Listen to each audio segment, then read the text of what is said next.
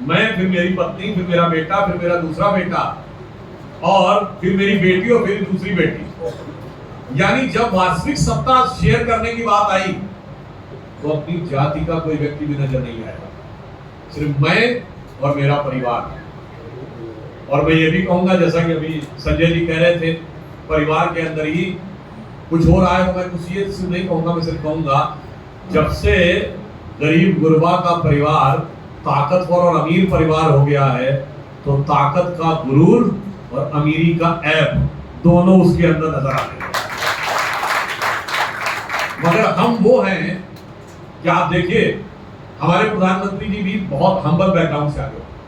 नीतीश कुमार जी हमारे मुख्यमंत्री, आप देखिए किस प्रामाणिकता के साथ अपनी राजनीतिक यात्रा शुरू करके ऊपर गए।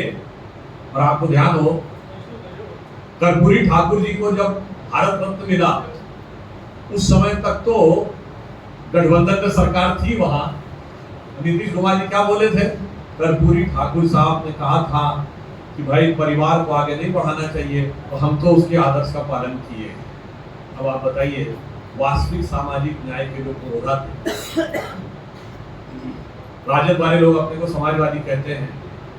लोहिया जी का एक बड़ा प्रसिद्ध वाक्य था, यदि समाज की सेवा करनी है ईमानदारी से किसी नेता को, तो उसे दो चीजों से का लोभ संवरण करना चाहिए, अपने को दूरी बनाकर रखना चाहिए, एक संपत्ति और एक संतति। मगर आप यहाँ राजद में देखें, दोनों में आकंठ डूब गए हैं, संपत्ति में भी और संतति में भी। अच्छा, कई बार इस प्रकार का वो छलावा देने का प्रयास करते हैं कि साहब हमने इतने लाख नौकरी या इतने लाख नौकरी देंगे। भाई जहां तक मुझे ध्यान है, ये भी बड़ी एक व्यवहारिक बात जो समझनी चाहिए। जहां तक मुझे ध्यान है, बिहार में कुल सरकारी कर्मचारियों की संख्या 22-23 लाख के आसपास। मतलब किसी भी राज्य में कुल संख्या जितनी होती है उसके 1.5% से अधिक सरकारी कर्मचारी नहीं हो सकते। एक फॉर्मूला है, परिकल फॉर्मूला। मतलब 75 साल में 23 लाख थे, और दावा यह था कि 2 साल में 20 लाख थे। आप खुद सोचिए, मुझे लगता है जो उनका स्तर है वैसा ही दूसरों को समझता है, पर मुझे लगता है उनकी गलती नहीं। पहले उन्होंने कहा 10 लाख, फिर उन्होंने कहा 20 लाख। गलती नहीं थी, जो उनका मंतव्य था वो आप लोग समझ नहीं पा रहे। वो ये नहीं कह रहे थे कि 10 लाख नौकरी देंगे, 10 लाख में नौकरी देंगे, 20 लाख में नौकरी में छुपा हुआ है। उस में को उजागर करना आप लोगों का काम है। और अगर 10 लाख और 20 लाख ना हो तो उतने बराबर की जमीन हो तो भी चलेगा। जैसे आपको कोई व्यापारी होता है, कहता था ये ऑफर है, ये ऑफर है, नहीं तो इतना हो तो भी हम एडजस्ट करने को तैयार हैं। तो उन्होंने एडजस्ट करने की बात कही, अगर इतने लाख न दे पाओ तो इतने लाख की जमीन दे देना, तो भी ये करने का प्रयास है।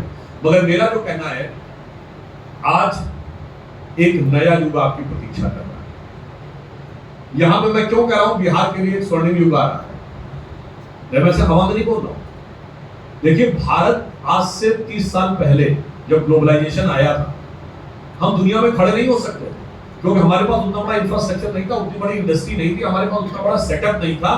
मगर टेक्नोलॉजी ने हमें रास्ता दिया। आईटी का दौर आया, सॉफ्टवेयर का दौर, तो हम उभर के आ गए, क्योंकि उसके लिए बड़ी रोड, बड़ा इंफ्रास्ट्रक्चर, बड़े एयरपोर्ट की जरूरत नहीं थी, वो बाद में बनते रहे।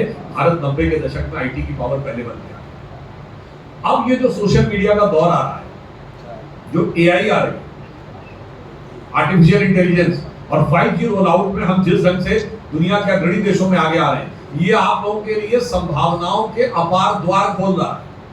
और ये लोग जो आज बैठे हुए हैं ऊपर, इनको इस बात का आइडिया ही नहीं है कि भविष्य में जॉब का स्वरूप कैसे बदलने वाला है। मैं एक छोटा सा उदाहरण देता हूं। कोविड से पहले किसी ने वर्क फ्रॉम होम सोचा था? हम लोग जब बच्चे थे तो मजाक में कहा जाता था, अब घर में बैठ के कहीं नौकरी होती है, तो जाओ जाके काम करो। आज वर्क फ्रॉम होम होने लगा। अब आप सोचिए, टेक्नोलॉजी के विस्तार के साथ कभी यह संभव है कि आप जिस शहर में कभी गए नहीं, वहां की कंपनी के लिए काम कर सके। एआई आने के बाद जितनी फास्ट तरीके से चीजें आगे बढ़ेंगी, तो 9 से 5 वाला जॉब जो ऑफिस में बैठ के करना है, 2/3 मामलों में उस जॉब की जरूरत ही नहीं रह जाएगी। आधे से ज्यादा काम तो प्रोजेक्ट ओरिएंटेड होने लगेंगे। 10 से 15 साल में यह समय आने वाला है। तो यानी वो राज्य जिनके पास ये क्षमता नहीं है कि आप कहें कि इंफ्रास्ट्रक्चर नहीं, परंतु बुद्धि और प्रतिभा तेज है, जिसमें पूरी उत्तर प्रदेश और बिहार इन सबको काउंट करते हैं, उनके लिए बहुत स्वर्णिम अवसर प्रतीक्षा कर रहा है कि केवल आपको क्या चाहिए कि इंटरनेट कनेक्शन जो फास्ट स्पीड के साथ मोदी जी ने अवेलेबल करा रखा है। उसके बाद क्या चाहिए, एक अच्छी स्पीड, और तीसरी चीज जो महंगाई की बात करते हैं, 1 GB डाटा 270 रुपए पर जीबी होता था 2014 में, अब वो 18 या 19 रुपए का है। यानी आज के जीवन में जीने के लिए आपको खान पान की जितनी चीजें चाहिए उतनी आवश्यक आपका डाटा भी होता जा रहा है। आप सोचिए, डाटा इतना सस्ता ना होता तो आप लोग जो कार्य कर रहे हैं आपके लिए करना बहुत असहज होता। यदि कनेक्टिविटी और डाटा इतना अच्छा नहीं होता, कनेक्टिविटी और डाटा ने आपको ये रास्ता दिया है, आने वाले समय में वो बड़े बड़े व्यवसाय और रोजगार के अवसर उत्पन्न करेगा। मैं छोटा सा उदाहरण बताता हूँ, जैसे मधुबनी की आर्ट है या मिथिला की कोई कारीगरी है। अभी तक क्या होता था, लोकल ही व्यक्ति बनाता था और वो परंपरा से जो उनको डिजाइन बनानी है वो डिजाइन बना सकते हैं। आज वहां बैठा हुआ व्यक्ति क्या कर सकता है, वो थोड़ा सा कंप्यूटर का एआई का यूज करेगा तो जितनी पुरानी डिजाइन है उसको अपने डाटा में सेव कर ले, और जो उसके मूल हिस्से होते हैं जिनको मोटिव्स कहते हैं, जैसे कहीं पत्ती होगी, कहीं फूल होगा, कहीं कर्व होगा, कहीं गोला होगा, ऐसे आपने 25 या 30 आइडेंटिफाई कर दिए, वो आप बड़ी आसानी से कर सकते हैं। अब आप उसके वेरियस परमुटेशन कॉम्बिनेशन बनाकर तरह तरह की डिजाइन बना सकते हैं। तो पहले तो डिजाइन बनाने की आसानी हो गई, अब अगला प्रश्न है कौन सी डिजाइन बनाओ। अब ये जो इंटरनेट की कनेक्टिविटी वो आपको बताएगा कि दिल्ली और मुंबई के बाजारों में किस तरह की डिजाइन की मांग की संभावना, इतना नहीं यूरोप और अमेरिका के बाजारों में कौन से प्रकार की डिजाइन की संभावना है। आपने उससे लिया फीडबैक, अपनी टेक्नोलॉजी का यूज किया, नई डिजाइन बनाकर तैयार कर दी।